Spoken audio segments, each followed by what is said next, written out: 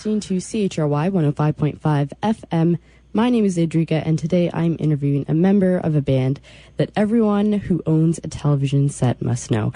This band, most famously known for their song in the Ford commercial campaigns and for their energetic on-stage performances, will definitely be the band to break out further in the upcoming year.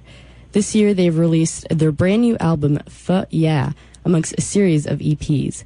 They're three siblings, Cliff, Carl, and Edna, straight from Waterloo, Ontario. They're known as Kidstreet. Today, I got to chat with one of the members, Cliff Snyder. Thanks for doing the interview. Thank you. Thank you for having me.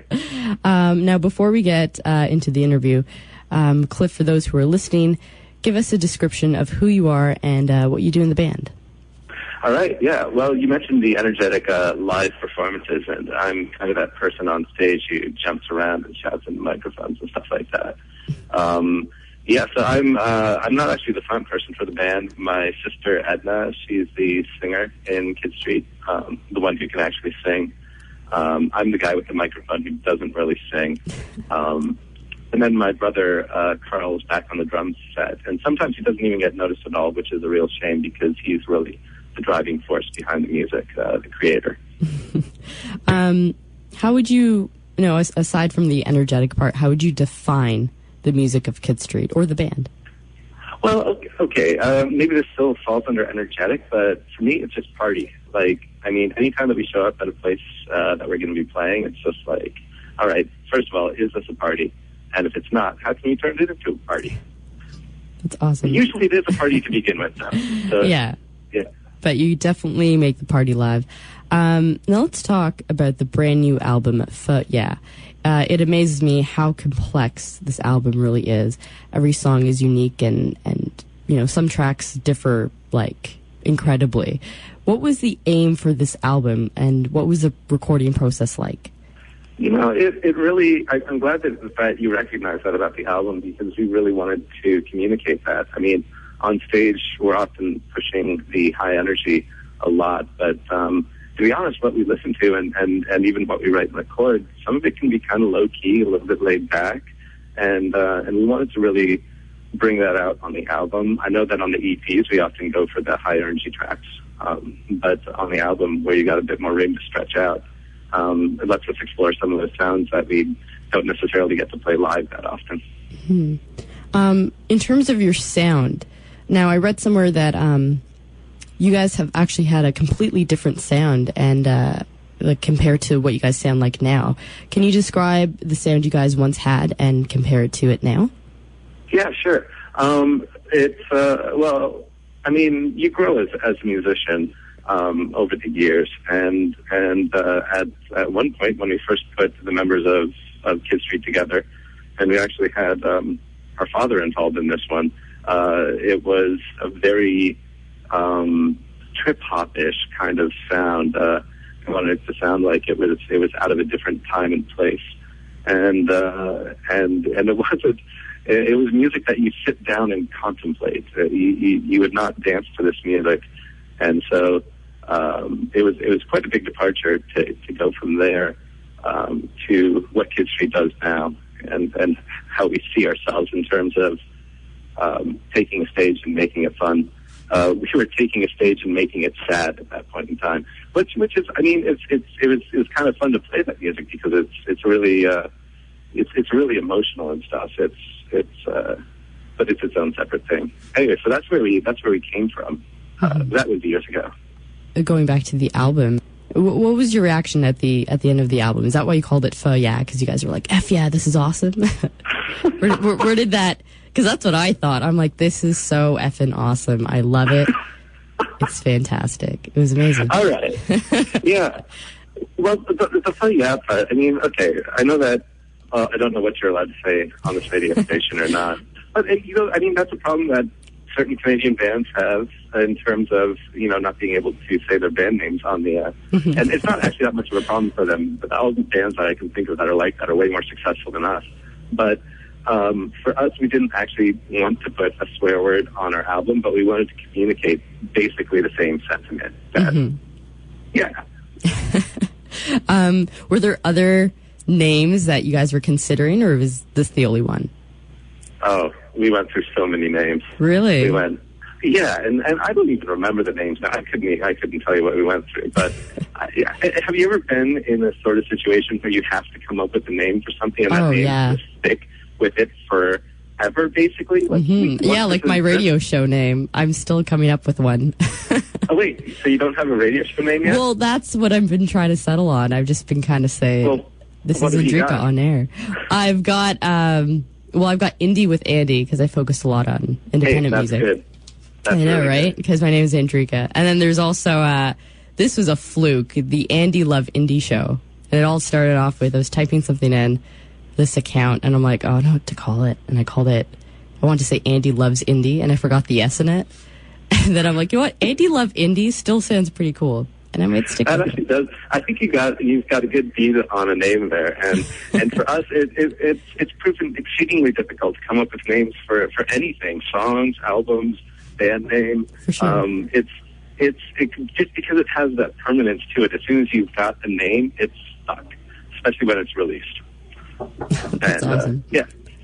Now, for people who are listening, they most likely know Kidstreet from your most famous song entitled Song that was played in the Ford commercials. And you guys have signed a licensing deal with Ford. What was your reaction when this car company discovered you guys and chose you as the band to represent them? Well, I mean, it was really unreal. It was the first time that anything that size or monumental had happened to the band. We've had some songs placed in smaller TV shows and stuff like that, and even that's like terrifically exciting. It's wonderful, but then to all of a sudden realize, okay, when I'm watching TV for the next however long, you're just kind of going to be hearing your stuff. I mean, it's really special, actually. Even though it is still just an advertisement, just the thought that, hey, there's probably not a person in Canada who hasn't been forced to hear that song at some point in time. Even if they don't know who it is, it's still just kind of neat to think that they've at least heard it. I love that song. It was so catchy. I loved it. Even the ad, just the way they did it and captured your song was really nice, and it came out really well. I find that nowadays, like, you'll find a lot of independent and especially Canadian independent music in commercials, whether it be cars, cereal, photography, whatever it may be. And some people might see that as selling out. I don't see it like that, and I see it as an outlet for people to get their music heard. How do you see this? How do you perceive it? Well, I don't know. I mean, we had this song with a Ford commercial, and I'm actually at my day job right now, so if that is selling out, apparently you don't get much for it. We're all still working jobs and everything, and even if we got 10 more of those, we'd still be working jobs. It's really difficult to be a musician and make money, and now that album sales are really tailing off, and touring. I mean, Canada is a lot of country to cover in between tour dates, and it's tough to make money doing that as well. So it's one of those things where it's like, if you're trying to turn being a musician into a career, you do have to at least take that opportunity if it's given to you.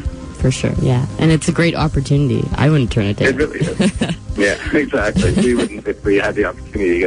Now, it is important, obviously, to not get your name attached to something that you wouldn't want it attached to. Mm-hmm. But the car company is pretty innocuous. Mm-hmm.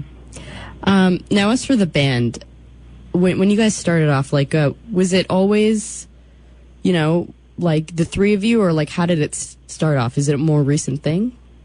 It was really organic the way that it started off. Carl and I, the drummer, we've been playing in bands together 10 years now, I think, and there's sort of a rotating cast of musicians around us. And then at one point in time, one of the rotating cast of musicians was my little sister at the time. And eventually, people dropped off, people got added, more people dropped off, and then it was left with the three of us. Mm-hmm. And it's been that way for a little while now. And that seems to be a really good, just a really good fit in terms of writing, practicing, touring, when it's just family, it's just, you know everything about the person already. Mm-hmm. And it must be more comfortable because it's, you know, your family. They take criticism, I'm assuming, well. It's really comfortable to tour, and just, you can, like, there's nothing uptight about being on the road with those guys. And it's really loose. Your sister, she raps a mile a minute. She's amazing. Like, did she always do that as a kid, or was it just something she discovered? Oh, goodness, no, it was just discovered in the studio. Carl and Edna were working on a track called Penny Candy that was at that point instrumental. Mm-hmm. And we had this keyboard arpeggiator line, and all of a sudden, I think it was Carl's suggestion, just seeing, you know, what was happening to try to do the lyrics over top of that. Mm-hmm. And she did it, and it was fast, and it was good. And we were just amazed. Like, how did we not know this before? In fact, when we started off, we were entirely an instrumental band. We did mm-hmm. shows all up and down the 401 just as an instrumental party band. But once we discovered that Edna could do that, all of a sudden we started switching to lyrics, and mm-hmm. And we haven't looked back. And would you say that was the marker, the indication that told you guys that you guys can make something big out of yourselves? Well, I don't know when that happens, but but it certainly helps. Like when you've got lyrics, you're seen differently as a live band. When you're a live band without lyrics, even when you're a party band without vocals or lyrics, you are still kind of a little bit like wallpaper. But mm-hmm. when you got people saying stuff into a microphone, it takes it out of that mode where, you know, it makes it a lot more live, I mm-hmm. guess. Adding another element to the whole piece. Exactly. Yeah. Now you guys as a band, I know that your brother Carl listens to a lot of DJ Shadow, but as a band, I mean, you keep saying that you guys are a party band. So what do you guys listen to that maybe might influence this sound? That influences the party? Well, okay. It's not like, okay. I think, like, when we get together and when I throw a party, I tend to throw on old James Brown records, yeah. which it's a different kind of party, but in that man we have to throw a party on stage at least, and record it. I mean, it's just terrific party music. I find the music that I just listen to on a daily basis, it's often I end up listening to the bands that we play with. We just played the Twin Shadow out in Halifax, and I've been addicted to that album ever since. And in terms of Canadian bands, we often play with Born Gold, formerly Gobble Gobble, and Richard Coyne. And so those two groups are like absolute party starters, mm-hmm. and the recorded stuff is really good too. Definitely. That's awesome. Now, again, with the whole party theme, I guess, how would you differentiate yourselves on stage compared to other electronica, pop bands, dance bands? Beats me, you know? I mean, it's like, I don't even really know, because it's like we when we were writing this stuff in the studio, it's not like we listen to other people and think, hey, we got to sound like that. Like, mm-hmm. So we're always coming at it from what I would like to think is our own unique perspective. And that, as a process of writing, it sometimes makes things a little bit slower, because then, you know, 4 out of every 5 songs that are written might not actually fit the party feel. Like, they might just be slower or whatever. It's just whatever we feel like writing at a given time. Mm-hmm. And I'd say the X factor would have to be Edna, now that I think about it. I mean, mm-hmm. we've played with other acts that are, I don't know, Dragonette is obviously has got a really strong front woman in front of it, and they're a party band for sure. Mm-hmm. But there's something about the way that Edna is at the front of the stage and is a vocalist, but something a little less singer-like, I guess. Like, she's often playing keyboard. She's not just resigned to singing or rapping. Like, she's definitely a very functional musician, instrumental musician within the band. And that's actually how she started. She started on keys, not on voice. So I think that might be a big element that differentiates us. I actually saw you guys live, and that's how I discovered you guys, just at a random show. And I was down at the Elma Combo, and you guys played for Canadian Music Week. It was awesome. You guys came on stage, and you guys got the crowd going. I loved it. It was awesome. I think compared to other dance electronica bands who tend to be, it's funny, you think when they have dance music that they'd be fun on stage, but I've seen bands where they just press play, they sing, and they're very boring. But you guys performed, and amazing. You guys are so good live. Thank you. And a lot of fun. You got us like dancing. You guys dance. It's really nice.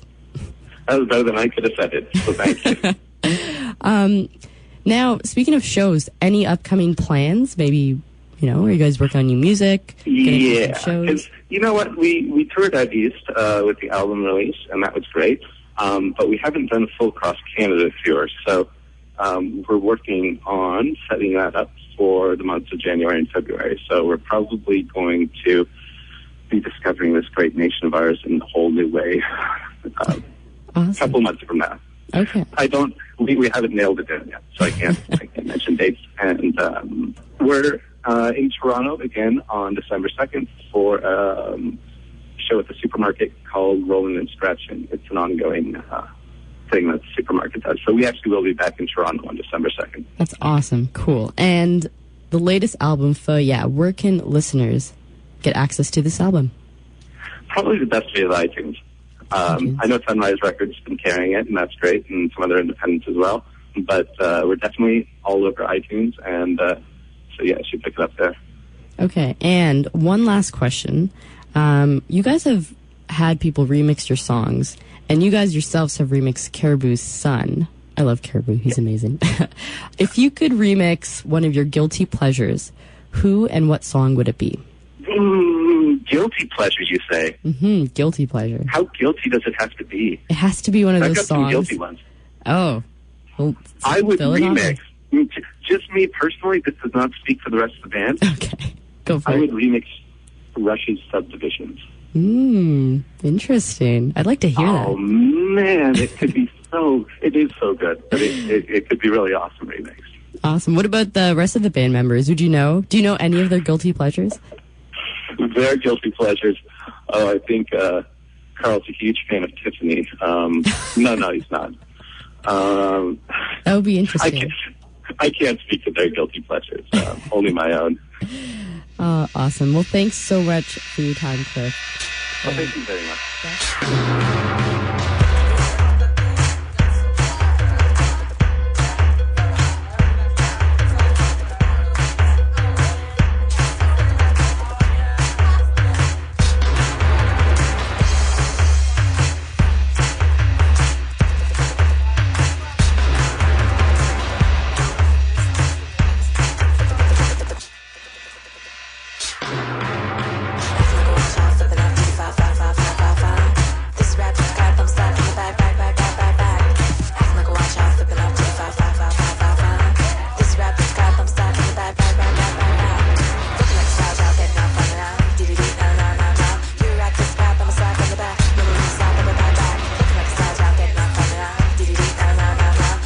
This crap, I'm a slap on the back. Maybe me slap on the back.